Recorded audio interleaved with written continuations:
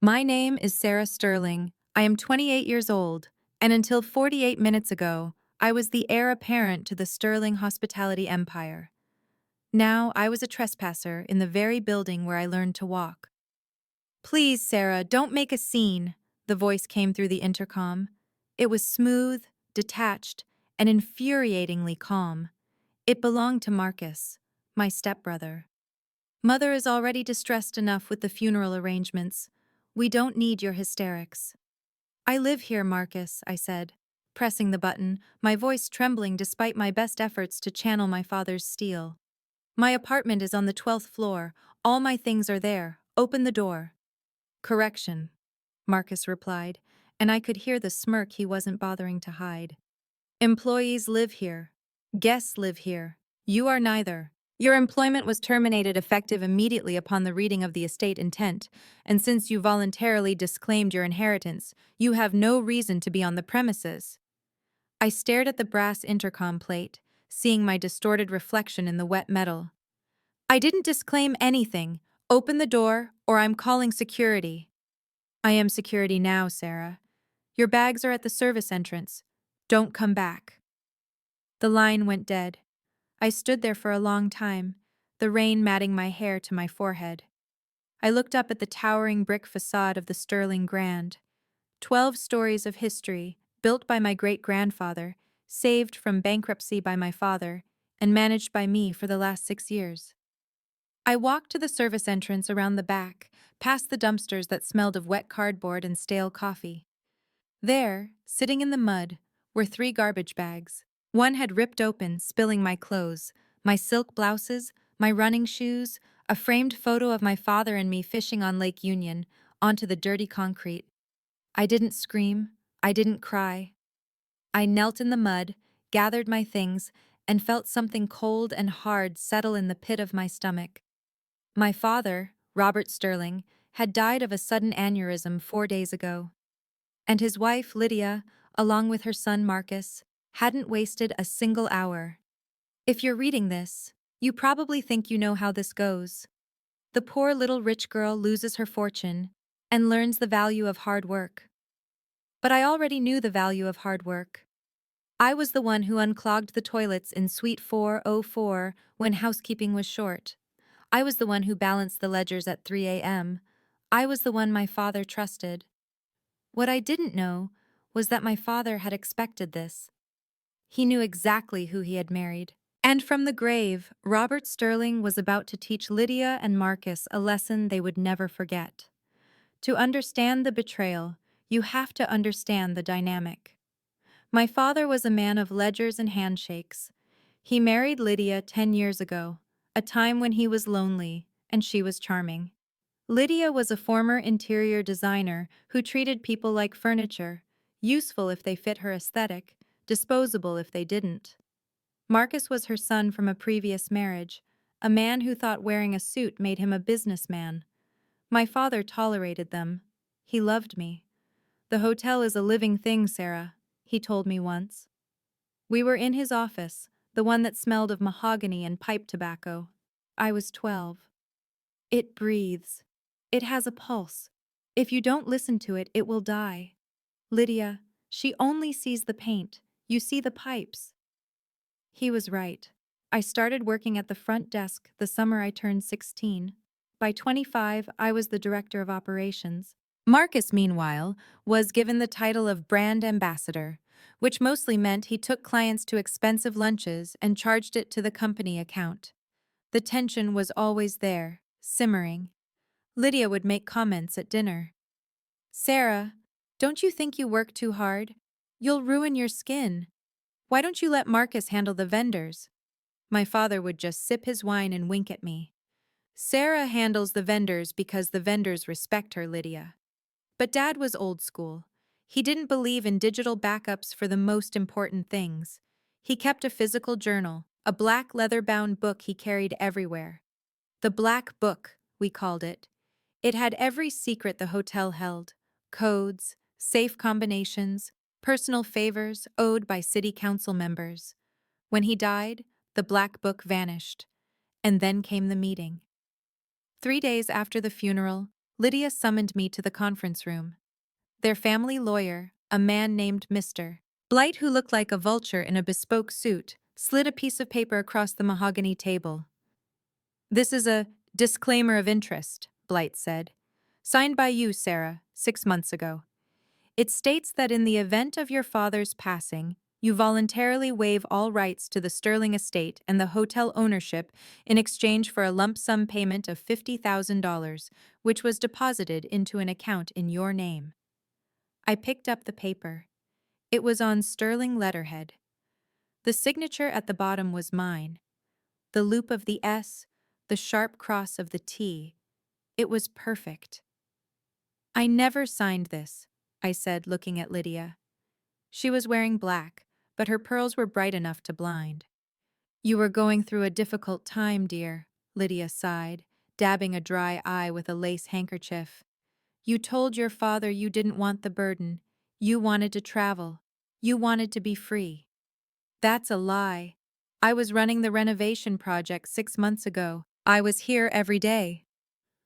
"The document is notarized," Marcus added, leaning back in my father's chair.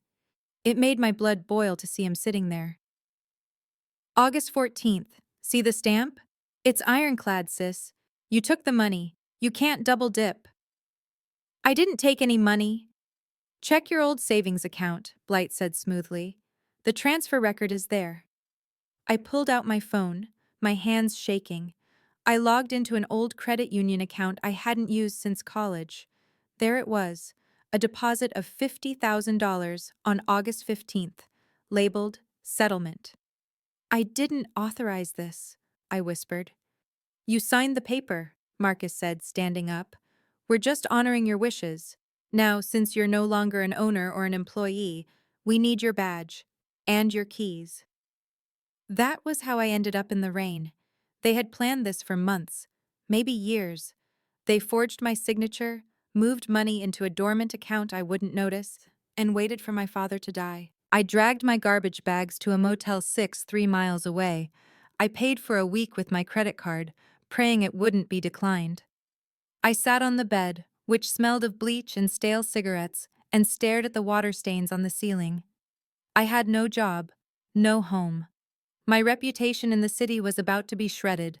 Lydia would make sure everyone knew I was unstable and had abandoned the family legacy. I needed a job. The Sterling Grand was the only reference I had, and now they would say I was fired for cause. I applied to every luxury hotel in Seattle. The Fairmont, the Four Seasons, the W. Doors closed. "We heard about your breakdown," one manager told me, pity in his eyes.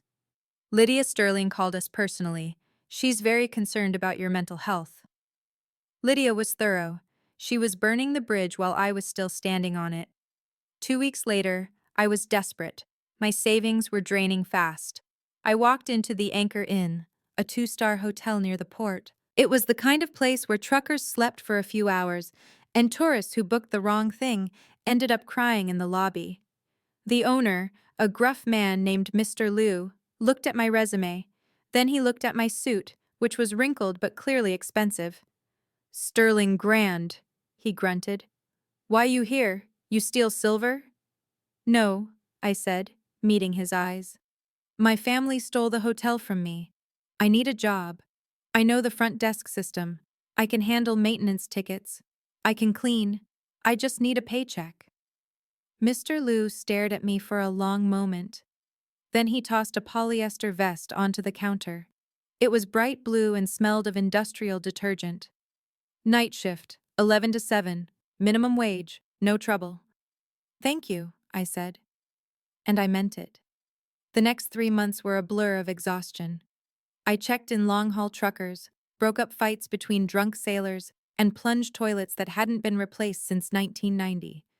It was humiliating. It was grueling. But it kept me fed. And it kept me invisible. Or so I thought. One Tuesday night at 2 a.m., the lobby door chimed.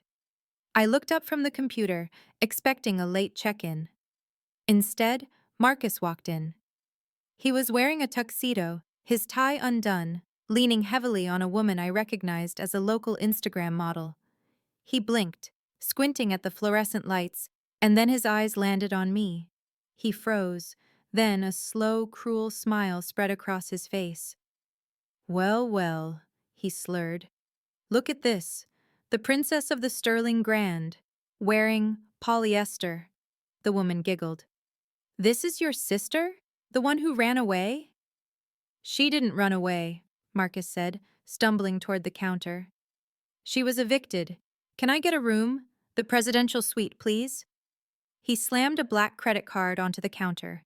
My father's card. The one Dad only used for emergencies. We don't have a presidential suite, Marcus, I said, my voice flat. And you should leave.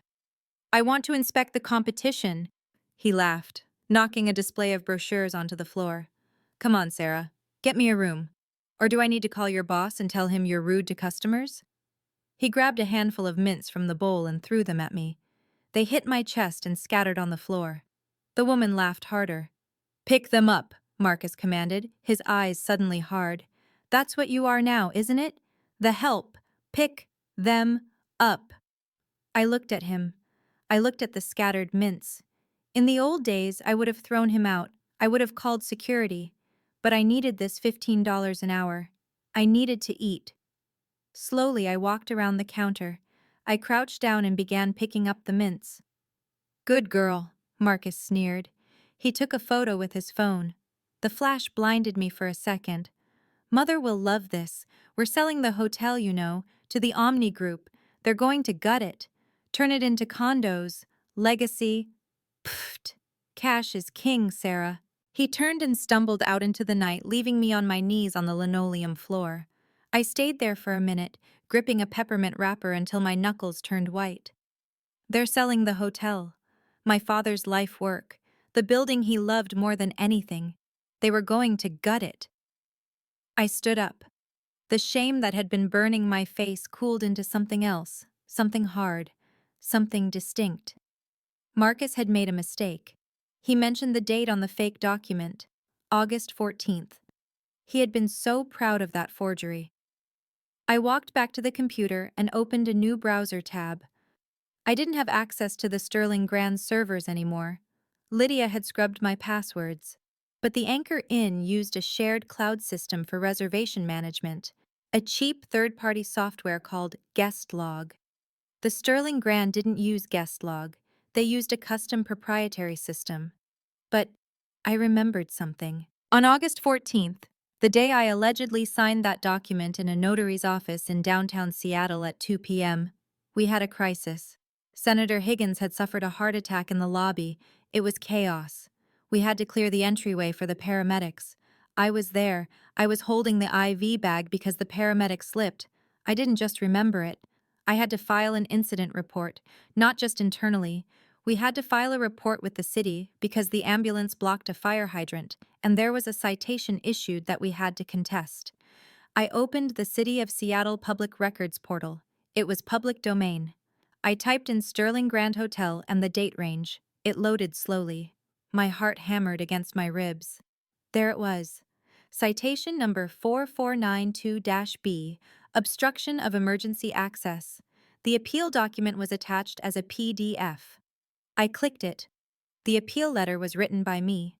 But that wasn't enough. A signature on a letter could be challenged. I scrolled down to the evidence attached to the appeal. Exhibit A, security camera. Still, exterior entrance. Timestamp, August 14th, 14:03:12. The image was grainy, black and white. But there I was, standing in the rain, directing the ambulance, clear as day. The forged disclaimer said I was at a law office in Bellevue, 40 minutes away, at 2 p.m. I printed the image. My hand was shaking. This proved the document was fake, but proving it in court would take months, money I didn't have, and Lydia would just claim the time on the notary stamp was a clerical error. She would bribe the notary. She would drag it out until the hotel was sold and gutted. I needed more. I needed the undeniable proof. I needed the black book. But the black book was gone. Or was it? I thought about my father. He was paranoid. He didn't trust clouds. He didn't trust banks. He trusted walls. The hotel breathed, Sarah. When we renovated the lobby in 2018, Dad insisted on keeping the original concierge desk, a massive oak monstrosity bolted to the floor. He said it was the heart of the room. I remembered watching him one late night. He was fiddling with the brass railing at the foot of the desk. I thought he was just polishing it. You see the pipes? I looked at the clock. 4 a.m. My shift ended at 7. The sale of the hotel, the closing gala, was scheduled for this Friday. Marcus had bragged about it on Instagram, a black tie event to sign the papers with the Omni Group. I had 3 days. The next morning, I didn't go to sleep. I put on my best remaining suit, the one I'd saved from the mud. I went to the downtown library and printed everything: the citation, the photo, the transfer records of the $50,000. Then I called the only person I could trust, Mr. Henderson. He wasn't a lawyer. He was the head of maintenance at the Sterling Grand for 30 years. Lydia had fired him 2 days after Dad died, replacing him with a cheap contracting service. Sarah? His voice was gravelly. I heard they kicked you out. I'm so sorry.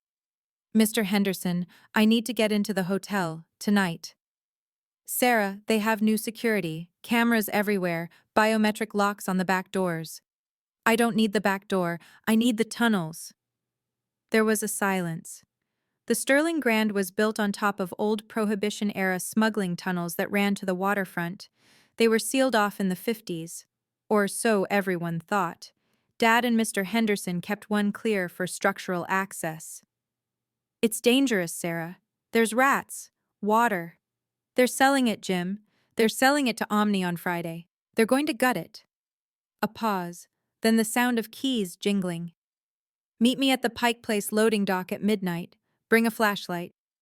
The tunnels were a nightmare, cold, wet, and smelling of rot. We crawled for 20 minutes, the damp seeping into my jeans. Mr. Henderson moved surprisingly fast for a man of 70. We came up through a maintenance hatch in the sub-basement laundry room. The hum of the industrial dryers covered our noise. Where are we going? Henderson whispered. The lobby, I said, the concierge desk.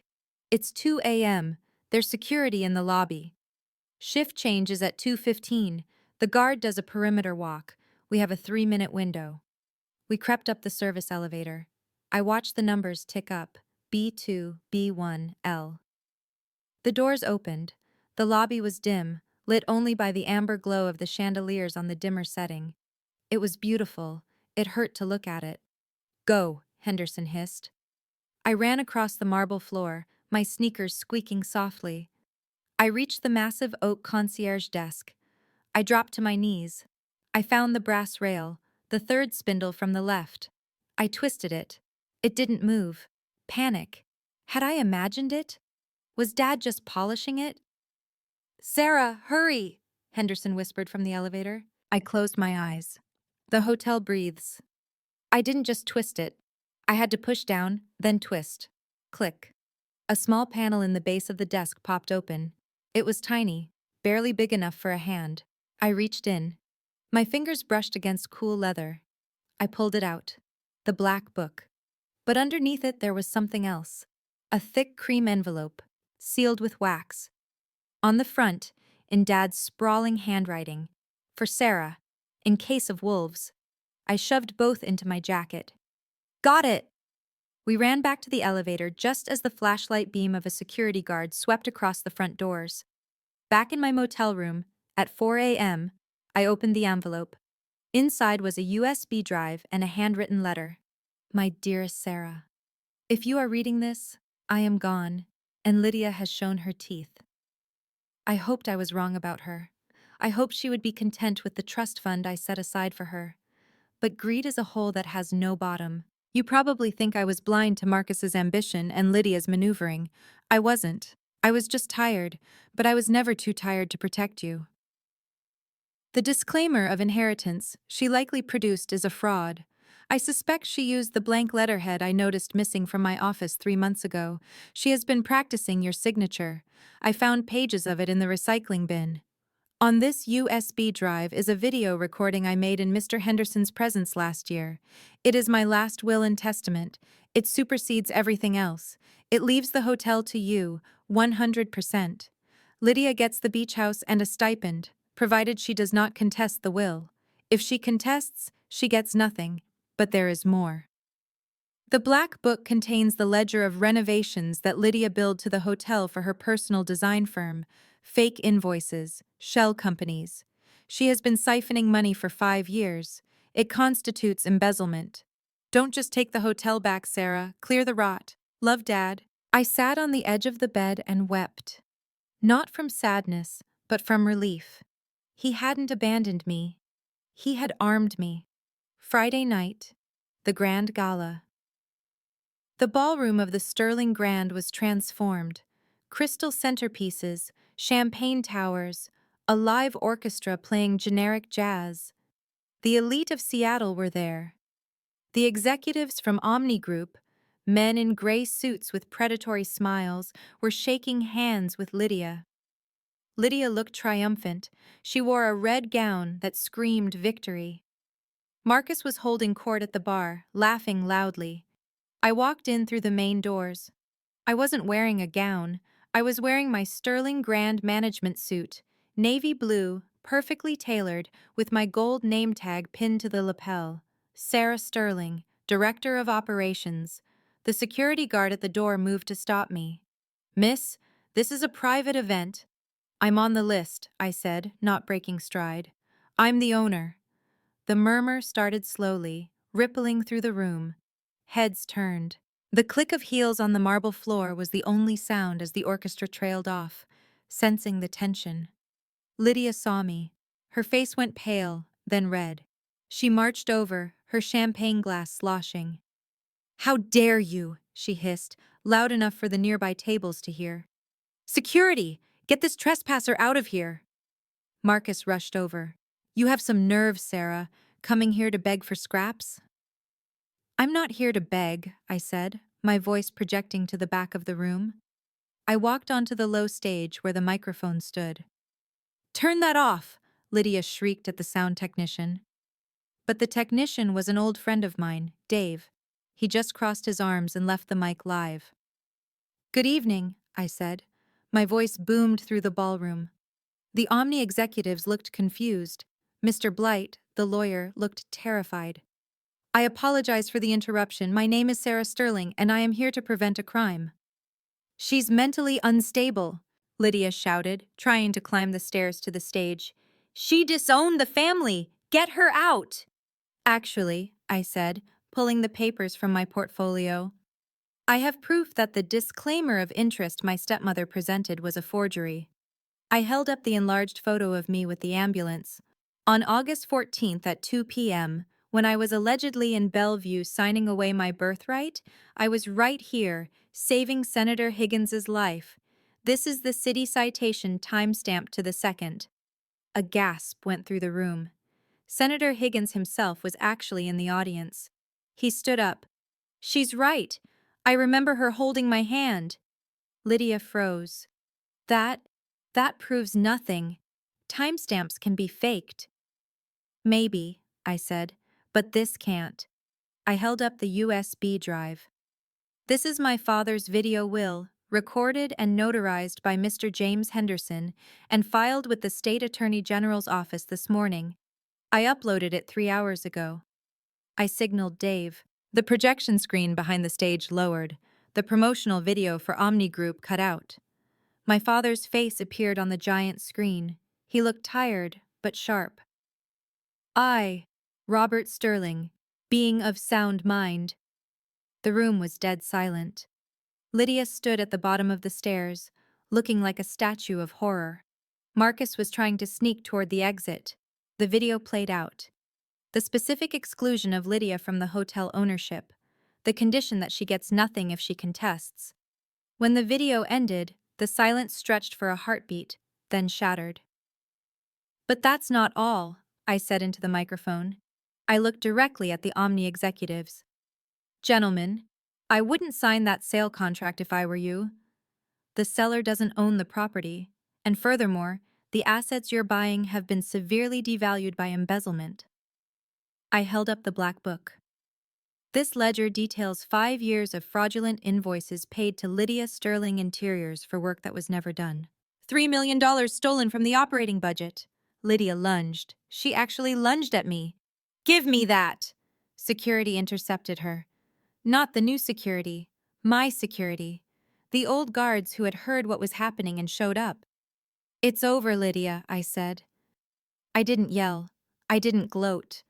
I just felt an immense, exhausting weight lift off my shoulders. Mr. Blight, the lawyer, was already on his phone, presumably calling his own lawyer. Marcus had been stopped at the door by 2 police officers I had called an hour ago. The Omni executives stood up, buttoned their jackets, and walked out without a word. The deal was dead. Lydia was escorted out, screaming that I was an ungrateful brat, that she had given me everything. I watched her go. I felt nothing for her, no hate, just pity. The room cleared out slowly. The guests whispered, staring at me with new respect. Or fear. It didn't matter. I walked down the steps. Mr. Henderson was waiting by the bar with a glass of whiskey, Dad's brand. "You did good, kid," he said. "We did good," I corrected. The aftermath was messy, as these things always are. Lydia and Marcus were charged with fraud and embezzlement.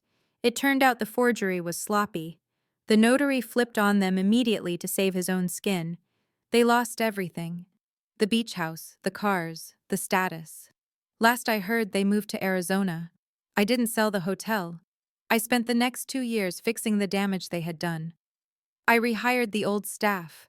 I tore down the tacky drapes Lydia had installed. But the biggest change was the culture. I kept my job at the Anchor Inn for 1 more week, just to work out my notice. I wanted to leave the right way. Mr. Liu actually smiled when I left. He framed my resignation letter. Now, every new manager at the Sterling Grand has to work a week in housekeeping and a week in the laundry. They need to know the pipes. I'm sitting in my father's office now. The black book is on the desk. It's raining outside, tapping against the glass. I open the book to a fresh page. Entry 1. Ownership is not a title. It is an act of service. I sign it. Sarah Sterling. My family tried to erase me. They tried to rewrite history because they thought power came from a signature on a piece of paper. They didn't understand that you can't steal a home from the person who built the foundation. My father prepared the weapon, but I had to pull the trigger. And I'd do it again. If you're reading this, and you feel like the walls are closing in on you, like the people who should love you are the ones holding the knife, remember this. Document everything. Trust your gut. And never, ever underestimate the power of knowing where the bodies are buried. Are you watching the pipes, or are you just looking at the paint?